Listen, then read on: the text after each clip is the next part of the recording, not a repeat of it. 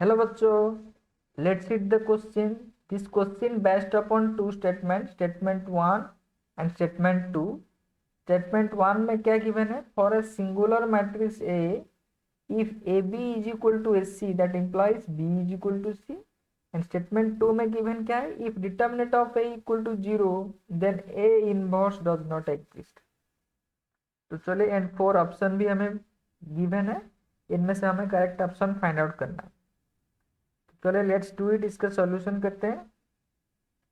Let's talk about first statement two. Statement two के बारे में पहले बात करते हैं. स्टेटमेंट टू में गिवन क्या है? If determinant of A equal to zero. जब एक मैट्रिक्स का डिटर्मिनेंट वैल्यू जीरो हो जाएगा, यहाँ पे क्या बोल रहा है? ए इनवर्स एग्जिस्ट ही नहीं होगा. We know that A inverse equal to क्या होता है? Adjoint of A by determinant of A. And जब determinant of A is equal to zero हो जाएगा, that means anything divide by zero, we cannot define the value, infinity आता है.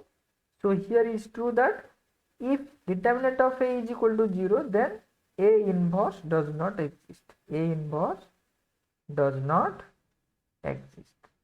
That means statement 2 हमारा correct statement है, true statement है. अब चलते हैं स्टेटमेंट 1 के बारे में. स्टेटमेंट 1 में क्या बोल रहा है?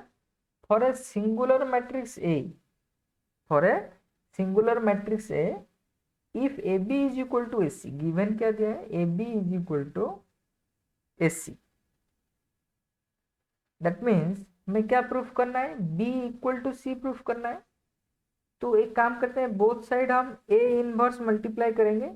जब ए इनवर्स मल्टीप्लाई हो जाएगा, A inverse A into B, A inverse A into C, तो A inverse A I into B equal to I into C.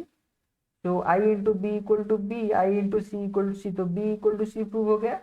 But यहाँ पे क्या है बच्चों? ए इनवर्स यहाँ पे एग्जिस्ट ही नहीं हो रहा है. तो हम कैसे A inverse both side multiply करेंगे? जब ए इनवर्स एग्जिस्ट होगा, तब हम both side A inverse multiply कर सकते हैं. दैट मीन्स यहाँ पे हम both side A inverse multiply नहीं कर सकते हैं.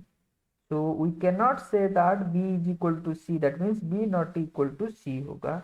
जब ए इनवर्स एग्जिस्ट होगा, तब हम A inverse both side multiply कर सकते हैं. तो यहाँ पे B is not equal to C, ये हमारा फॉल्स स्टेटमेंट है.